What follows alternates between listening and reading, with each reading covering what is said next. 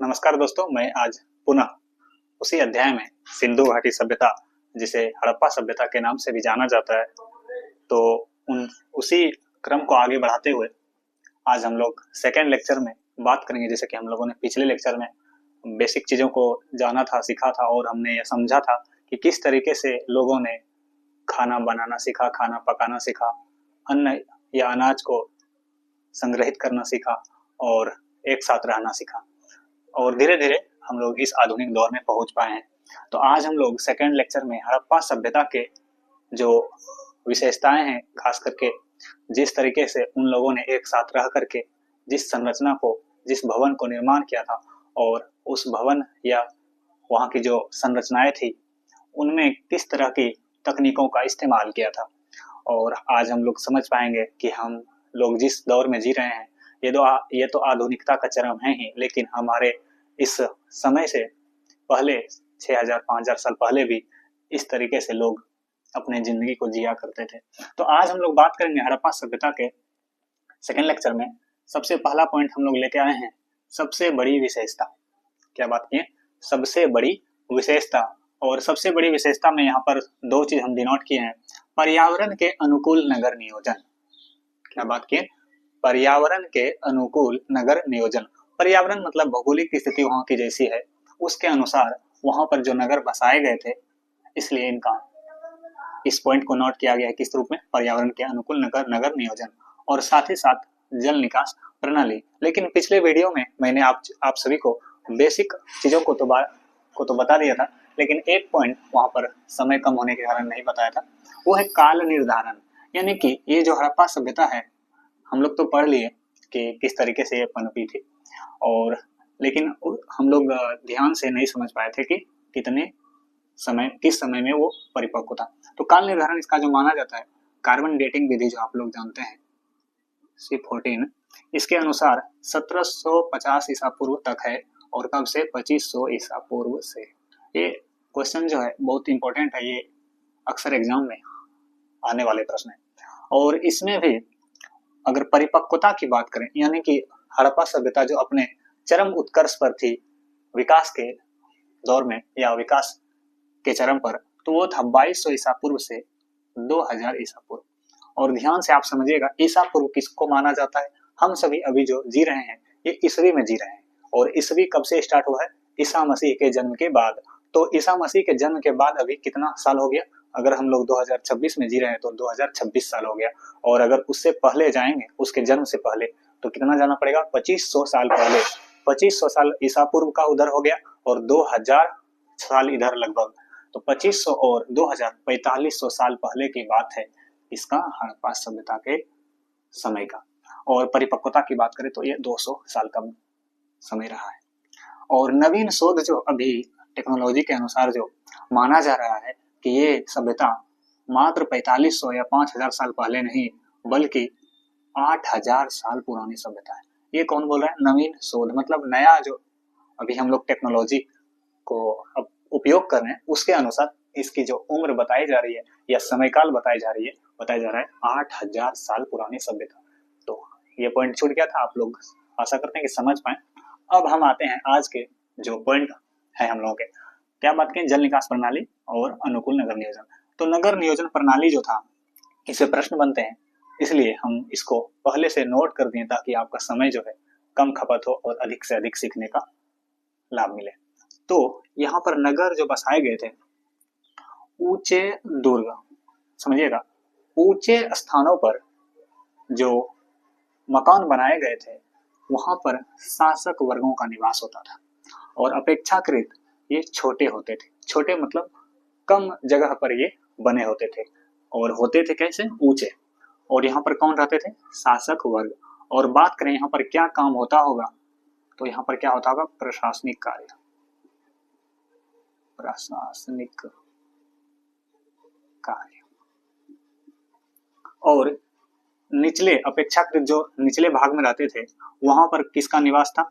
सामान्य लोगों का निवास था। और अपेक्षाकृत ये बड़े भाग में उपस्थित थे, क्योंकि जनसंख्या हमेशा जनता की ज्यादा होती है इसके मुकाबले, प्रशासनिक विशेष अधिकार वाले शासक वर्गों के मुकाबले। और यहाँ पर क्या काम होता होगा?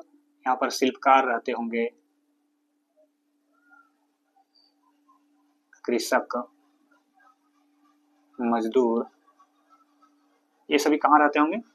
यहाँ निचले वर्ग में। और तो और आपको जानकर हैरानी होगी कि अभी भी हम सभी के जो दौर में जी रहे हैं हम सभी, अभी भी बहुत सारे जगह पर आपको ग्रामीण सभ्यता दिखती है।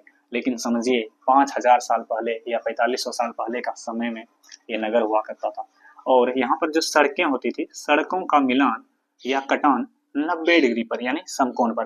कहने का मतलब अगर एक ये आपका कोई रोड आया है तो और दूसरा रोड अगर इधर से आया है तो ये पक्का 90 डिग्री पर मिला करता था। और ये तो मिलान हो गया। और कटान इसलिए बोले, अगर ये रोड आगे की ओर गया है और ये रोड भी आगे की ओर गया है तो ये कटान हो गया है। तो सड़क का निर्माण इस तरीके से हुआ था, किस रूप में? 90 डिग्री समकोण पे कटान या मिलान होता था। साथ ही साथ बात कर रहे हैं सड़क के किनारे की नालियां जो होती है ऊपर से ढकी हुई, ये बहुत इंपॉर्टेंट है क्योंकि अभी भी हमारे देश भारत में अभी भी नाली की जो स्थिति है वो उतनी अच्छी नहीं है। लेकिन 4000 या 5000 साल पहले नली जो होती थी, नालियां जो होती थी, ऊपर से ढकी हुई थी। और नेक्स्ट है घरों के दरवाजे या खिड़कियां मुख्य सड़क पर न खुलकर, यानी कि अगर ये मुख्य सड़क है और ये आपका मकान है तो न खुलकर, यानी कि आपका जो गेट होगा इस ओर न होकर के पीछे की ओर इस ओर हुआ करता था। क्या हुआ करता था?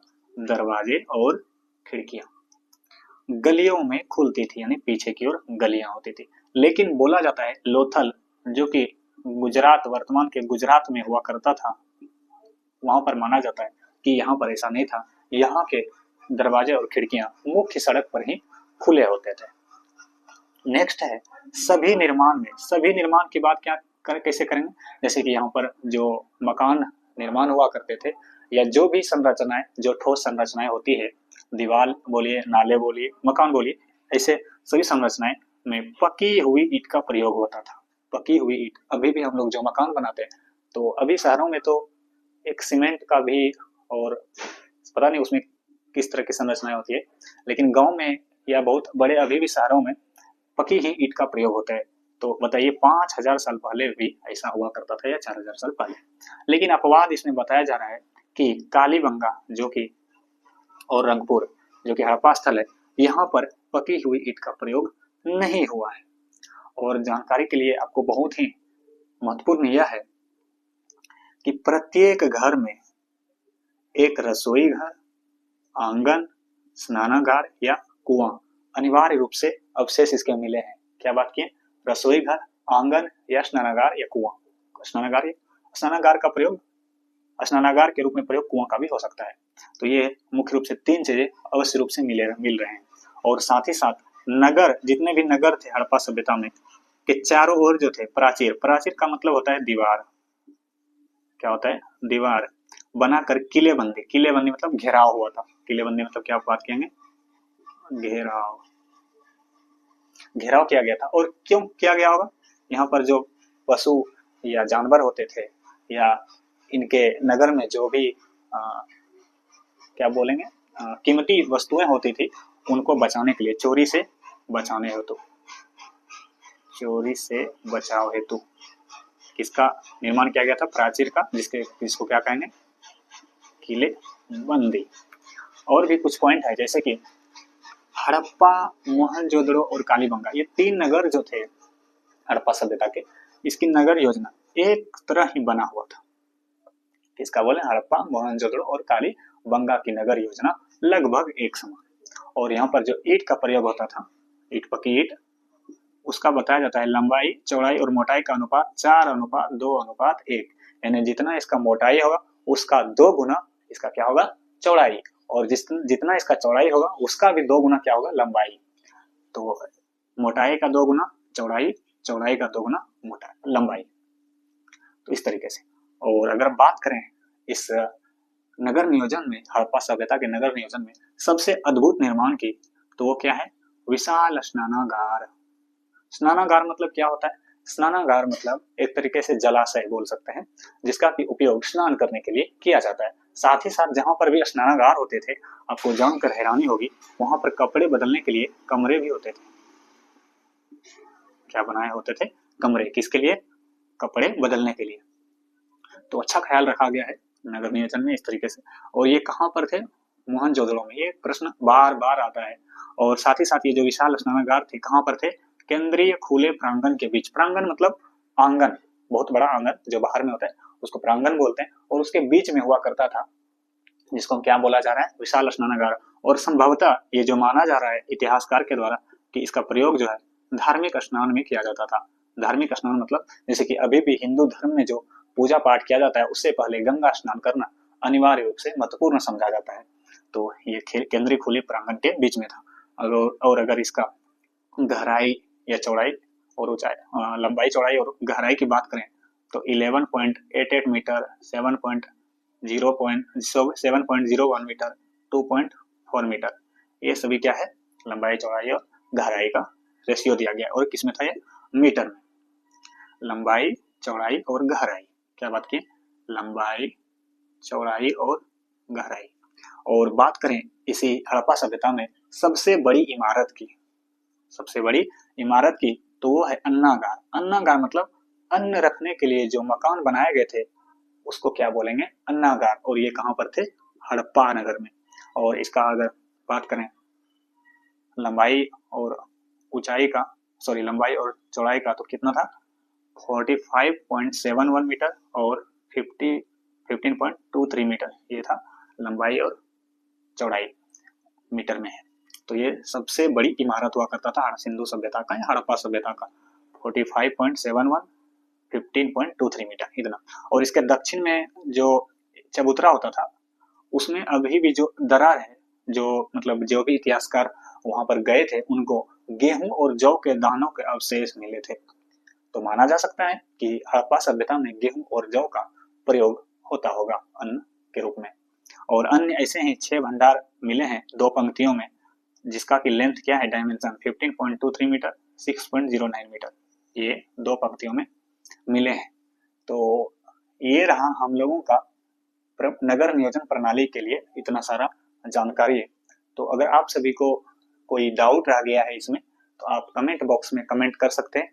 और आशा करते हैं कि आप सभी को ये सीरीज पसंद आ रहा होगा। तो आप जरूर से जरूर हमारे चैनल से जुड़ें और सब्सक्राइब करें हमारे चैनल, और अपने दोस्तों को भी बताएं कि इस तरीके से पढ़ाई हो रही है एसएसटी की।